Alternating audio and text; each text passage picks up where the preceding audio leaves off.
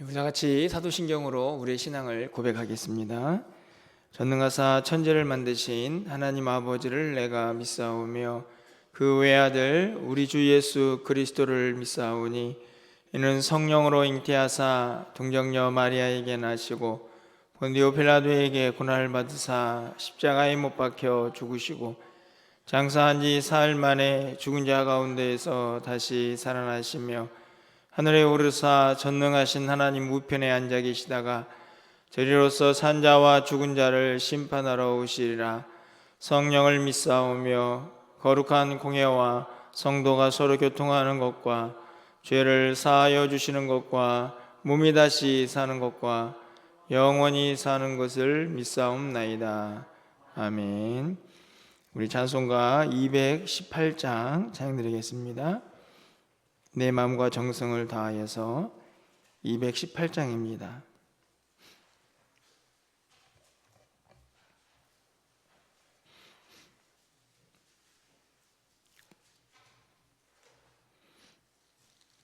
내 마음과 정성을 다하여서 주 너의 하나님을 사랑하라. 내 몸을 아끼고 사랑하되 형제와 이웃을 사랑하라. 주께서 우리에게 명하시니 그 명령 따라서 살아가리. 널 미워해 치는 원수라도 언제나 너 그렇게 사랑하라. 널 핍박하는 자 위에서도 신실한 마음으로 복을 빌라. 주께서 우리에게 명하시니 그 명령 따라서 살아가리. 나 항상 주님을 멀리하고 형제를 사랑하지 못하였다. 이러한 죄인을 사랑하사 주께서 몸 버려 죽으셨다. 속죄의 큰 사랑 받은 이 몸 내 생명 다 바쳐 충성하리. 아멘.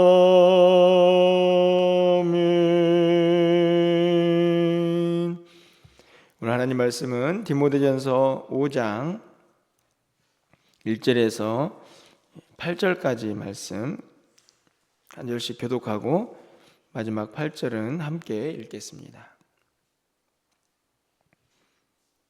신약성경 340쪽입니다. 디모데전서 5장 1절에서 8절 말씀 교독하고 8절은 함께 읽습니다.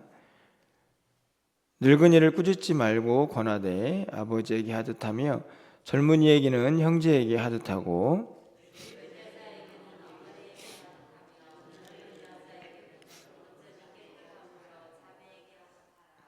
참 과부인 과부를 존대하라.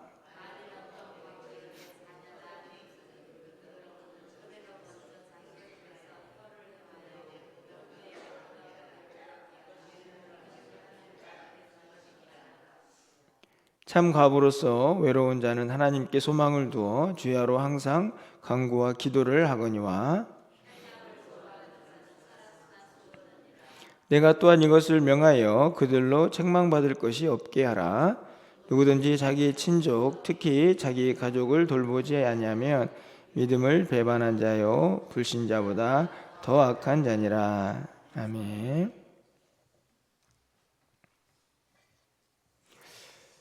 자녀를 집에서 키우다 보면 우리가 항상 하는 말들이 있습니다.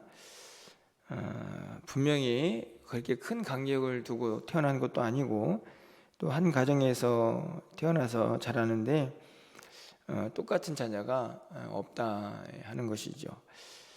저희 집도 뭐 자녀가 이제 5남 3녀의 가정에서 저는 자랐는데 남자가 5명이나 있지 않습니까? 그럼 좀 비슷한 사람도 있을 것 같은데 물론 뭐 완전히 다르다고는 할 수 없지만 뭐 생긴 것도 그렇고 하는 일들도 생각들도 많이 다르다 하는 것을 항상 느끼게 됩니다. 여러분 어떠신가요?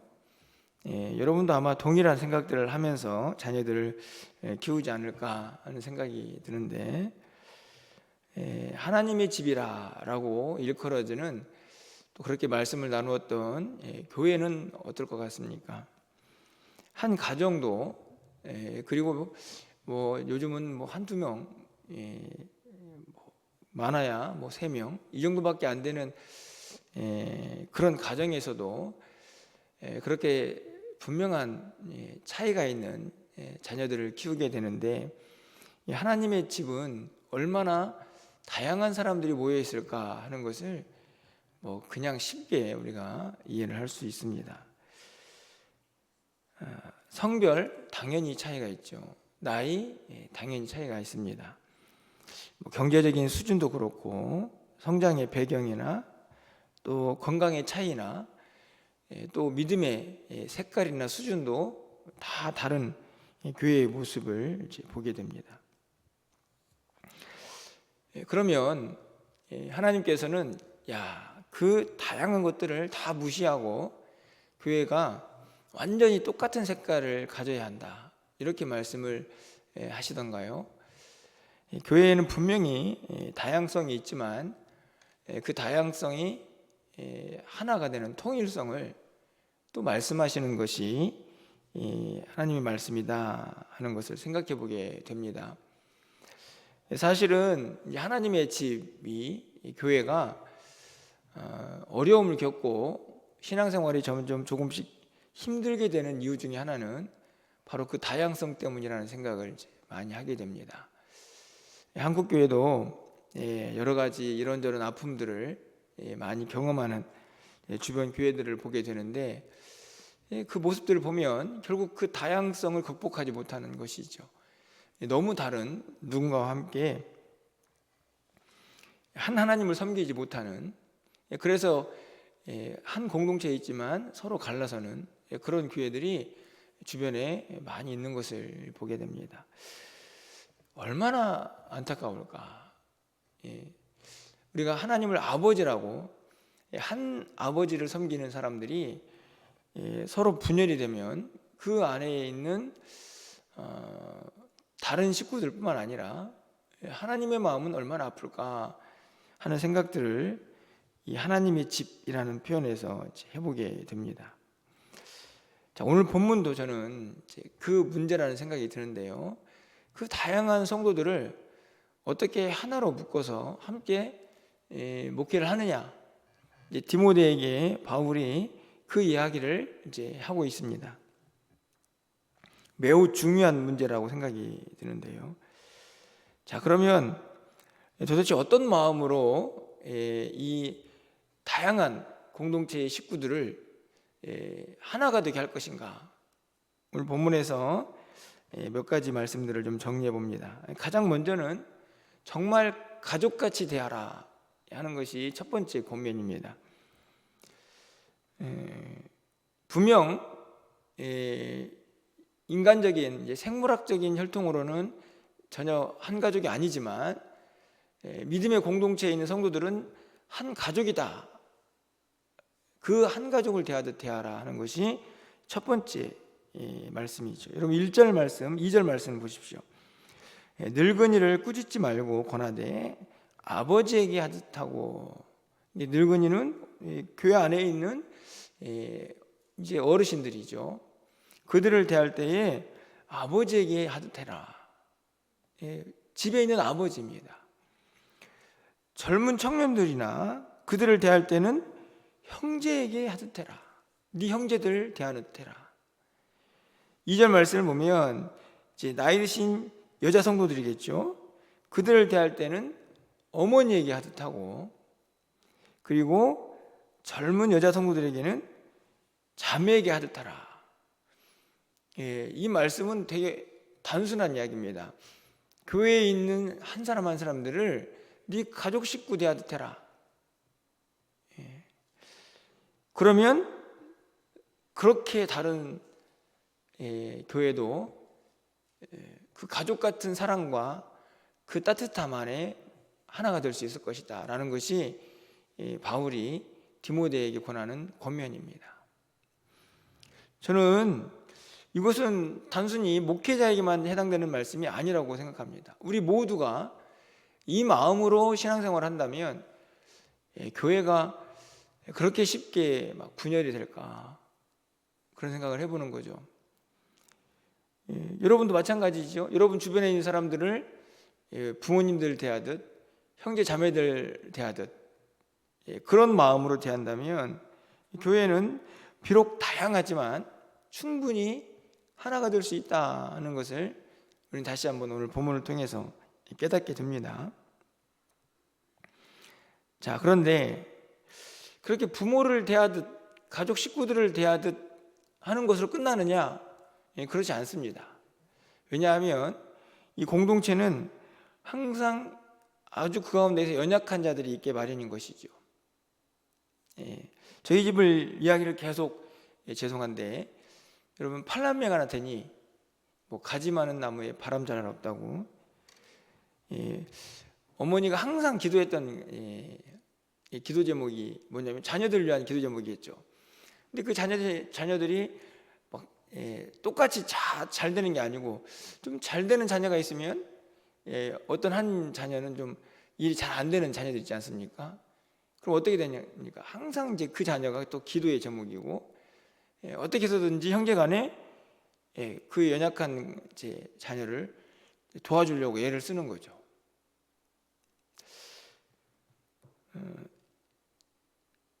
교회도 똑같습니다.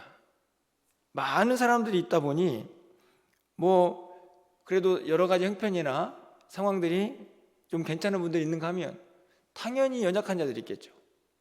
그럼 그 사람들을 어떻게 하는 게 진짜 가족 같은 식구냐? 여러분 어떻게 하시겠습니까? 여러분의 자녀들 중에 다 잘 되는데 한 명만 연약하다. 그러면 에이 뭐 언젠가는 잘 되겠지 하고 내버려 두겠습니까? 아니죠. 그 자녀를 더 관심을 갖고 더 돌보고 어떻게 해서든지 그 자녀를 일으키려고 다시 좀 더 세워보려고 애를 쓸 것입니다. 교회도 마찬가지죠. 오늘 본문에는요 과부라는 단어가 등장을 합니다. 물론 우리가 문자적으로 보면 남편을 잃은 사람이지만 실제적으로 이 과부와 또 고아 이런 사람들은 그 당시 사회적으로 굉장히 연약한 자들의 그룹을 이제 지칭합니다. 왜 그럴까요? 뭐 단순히 삶의 외로움 그것만이 아니고 이 과부가 되고 고아가 되는 것은 앞으로 먹고 사는 문제, 야 이거 내가 어떻게 살지? 경제 활동이 어려워지는 그런 상황에 놓여지기 때문에 그런 사람들이 공동체에 있을 때 너희 어떻게 할래? 이 문제를 지금 이제 3절 이하에서 이제 거론을 하고 있는 거죠. 3절 말씀을 보면 창 과부인 과부를 존대하라. 그러니까 진짜 이제 뒤에 나오는 말씀들을 보면 과부 중에서도 어떤 사람들이 이 공동체 안에서 도움을 받을 수 있는가, 이제 그 문제 때문에 참이란 단어를 쓰게 되는데요. 중요한 것은 그들을 존대하라는 것입니다. 여러분 사회적으로 과부와 고아는 항상 약자였기 때문에 돌보지 않으면 그들의 생활이 어려운 수준에 있는 사람들이었습니다. 그들이 교회에 들어왔습니다. 교회에 들어왔다고 해서 그들의 형편이 달라질까요? 그렇지 않죠. 그들을 어떻게 살피느냐, 이게 교회에서는 아주 큰 문제였습니다. 분명히 한 가족인데 좀 연약하다고 그들을 무시할 수는 안 되겠죠. 절대로 하나가 될 수 없으니까. 그래서 바울이 디모데에게 그들을 세상에서는 연약한 자고 무시하지만 교회는 절대 그러면 안 된다. 그들을 존귀하게 여겨라. 이렇게 이야기를 합니다. 여러분, 구약 성경에 보면 이 연약한 자들에 대한 이 하나님의 말씀들이 분명한 것을 우리가 깨닫게 되는데요. 몇 가지 구절을 여러분들에게 소개해 드립니다. 신명기 10장 18절 말씀을 보면 고아와 과부를 위하여 정의를 행하며, 이 정의는 법적인 용어거든요. 그러니까 고아와 과부는 사람들이 세상적으로 연약하기 때문에 법으로도 막 무시할 수 있고 엉뚱한 판결로 해를 당할 수 있습니다. 그들을 절대로 무시해서는 안 된다. 그들에게 오히려 더 정의를 행하라 말씀이죠. 신명기 24장 21절을 보면요, 내가 내 포도원에 포도를 딴 후에, 수확을 한 후에 그 남은 것을 따지 말고 객과 고아와 과부를 위해서 남겨두라. 이건 경제적인 문제 때문에 그렇습니다. 사회생활이 온전하지 않기 때문에 그들에게 포도밭에 포도를 남겨두어서 먹고 살 수 있도록 배려를 하는 거죠. 시편 146편에 있는 말씀을 보면 9절에서 여호와께서 나그네들을 보호하시며 고아와 과부를 붙드시고, 이렇게 되어 있습니다. 하나님께서 그들을 살피신다, 이렇게 말씀을 하죠. 이 모든 말씀들을 정리해 보면 오늘 3절에 있는 그들을 존대해야 하는 이유가 분명해지는 거죠.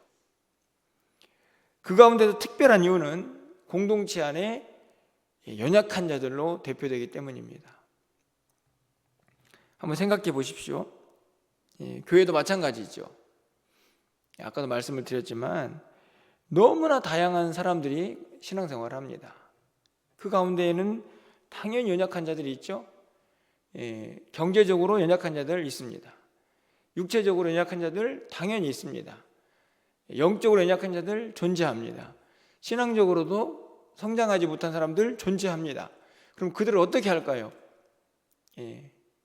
여러분들이 보시기에 저분들은 참 연약하구나 라고 생각되는 분이 있다면 어떻게 합니까? 당연히 그들을 돌보고 살펴야 공동체가 하나가 되는 것이죠.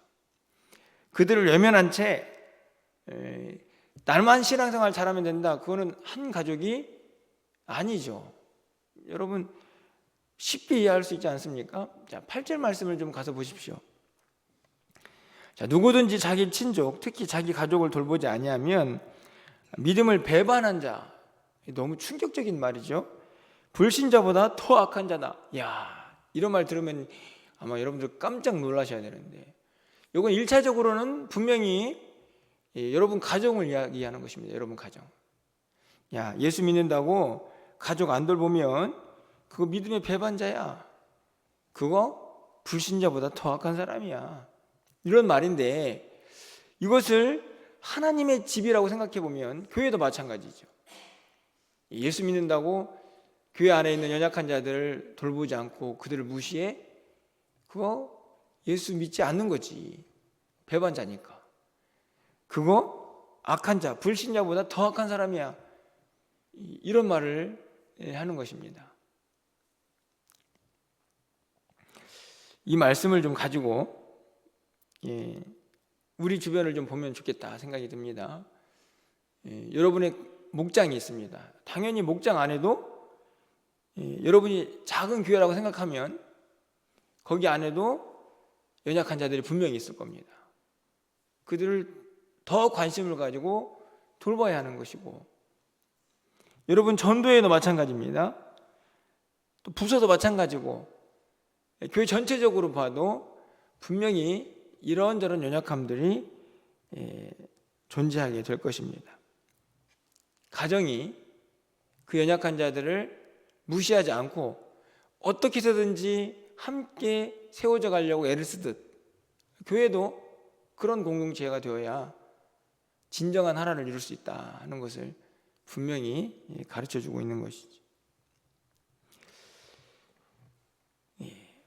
바울은요 디모데에게 그래 그 사람들 존대하면 된다 이렇게 말하지 않습니다. 그걸로 끝이 아니라는 이야기죠. 얼마나 그 일이 구체적으로 이루어지길 바라는가 하는 것을 우리가 읽지는 않았지만 9절에서 볼 수 있습니다.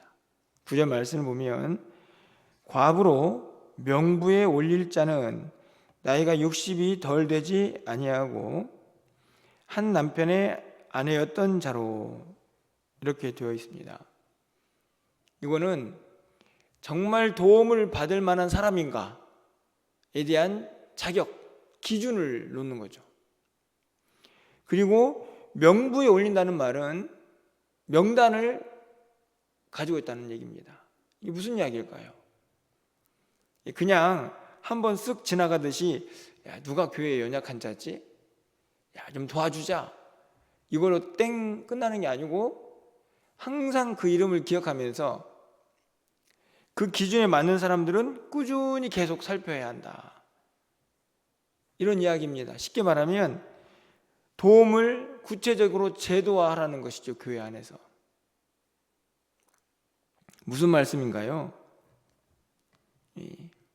이 모든 말씀은 단 하나로 연결이 됩니다. 교회는 어쩔 수 없이 다양할 수밖에 없다. 하지만 그 다양성으로 끝나는 게 아니다. 그들을 하나로 묶어야 한다. 그러기 위해서는 반드시 연약한 자들을 함께 세워가야 한다. 그들을 외면하지 마라 하는 것이 오늘 말씀의 핵심입니다. 누구를 대하듯 한 가정이라 가족 식구를 대하듯 한다면 너희는 하나를 이루게 될 것이다 하는 말씀이죠. 그래서 바울이 말하는 교회로는 뭡니까? 우리 몸이죠. 몸. 몸 안에 있는 다양한 기관들이 있지만 그들이 하나처럼 연결되어 있지 않습니까? 모든 기관들이 한 몸으로 유기적으로 연결되어 있습니다. 한쪽이 문제가 생기면 몸 전체가 반응을 하게 되어 있습니다. 이게 교회라는 거죠. 오늘 본문도 큰 의미로 보면 그 교회론과 다르지 않습니다. 아까도 말씀을 드렸지만 한국교회가요, 제 주변에서 이제 이런저런 이야기를 들어보면 교회가 큰 아픔들을 경험합니다. 아까도 말씀드린 대로 분명히 다양한데 그 다양성을 하나로 묶지 못했기 때문에 겪는 아픔입니다. 똑같이 한 가정에서 신앙생활을 하는데 서로 반목하고 편을 가르고 대단히 죄송하지만 이렇게 설교를 들으면서도 이쪽 분단의 사람과 저쪽 분단의 사람이 다른 생각을 하면서 예배를 드립니다. 위층과 아래층이 다른 예배를 드립니다. 이게 한국교회 현실입니다. 그것을 바라보는 하나님 아버지는 어떠실까? 여러분 한번 생각해 보셨습니까? 자기들은 뭐 자기 주장이 옳다고 생각하겠지만 내 생각이 맞다고 교회 안에서 소리를 높이겠지만 하나님 아버지를 생각한다면 어떻게 그렇게 상대방을 향해서 손가락질하고 한 교회가 갈라설 수 있는가?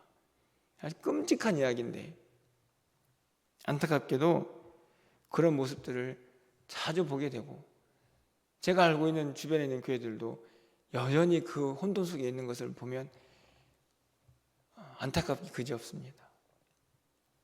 오늘 본문은 조금 내용들이 어려워 보이지만 단 하나를 향해서 가고 있습니다. 교회는 니네 집이다, 니네 집. 옆에 있는 성도들은 너의 형제 자매고 너의 부모야.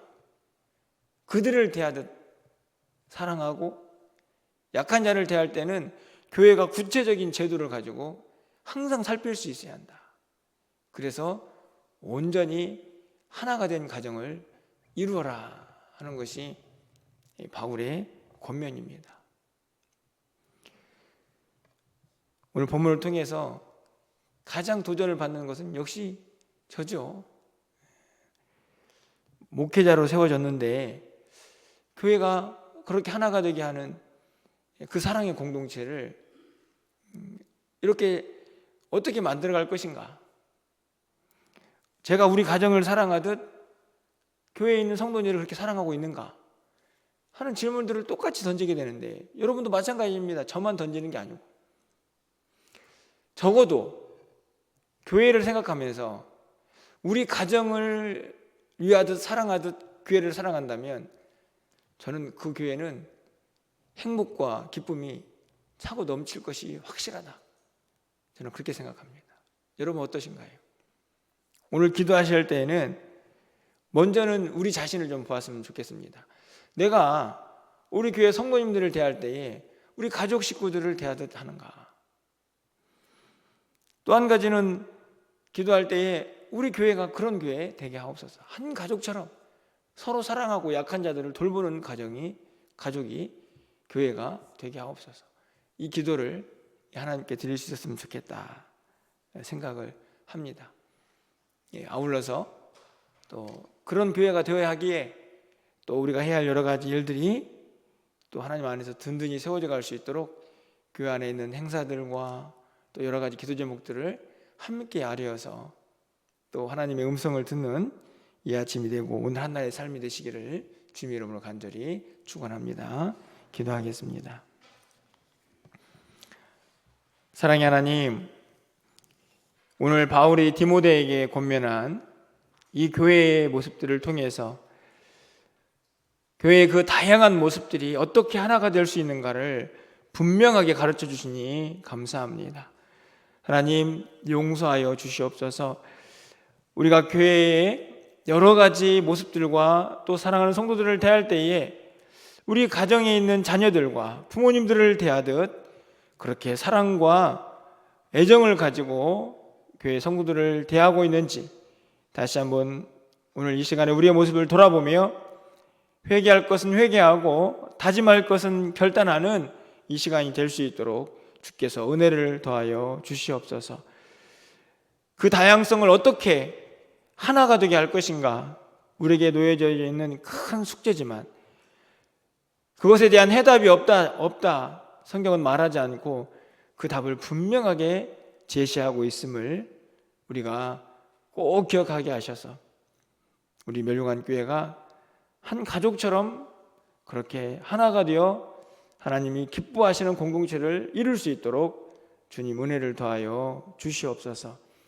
우리가 늘 기도하며 서로를 사랑하고 특별히 약한 자들을 구체적으로 섬기고 도울 수 있는 우리의 마음들 또 우리 교회가 될 수 있도록 주께서 함께하여 주시옵소서.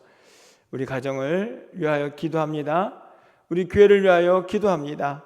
하나님, 우리가 하나님을 아버지라고 부르며 함께 신앙생활하고 있사오니 우리 가정도 또 우리 교회도 한 가정 되어 하나님 앞에 기쁨으로 나아갈 수 있도록 주께서 역사하여 주시옵소서. 우리가 여러 가지 계획들을 세우고 있습니다. 11월 10일에는 성례주일이 있고 또 17일에는 이웃 초청잔치도 있습니다. 하나님 이 모든 일 가운데도 함께 하셔서 하나님 은혜가 충만하게 하시고 또 우리 자녀들 가운데에는 또 여러 가지 시험을 준비하는 자녀들도 있습니다. 지혜와 명철을 더하여 주셔서 이 모든 과정들을 잘 견뎌내고 이겨내서 더 단단한 하나님의 사람들로 세워져 갈 수 있도록 은혜를 더하여 주시옵소서. 오늘 우리의 기도를 들으시고 한날의 삶을 주관하여 주시고 저녁에 있을 금요 기도회 가운데에도 예배하신 은혜가 차고 넘칠 수 있도록 하나님께서 역사하여 주시옵소서. 예수 그리스도의 이름으로 기도합나이다. 아멘.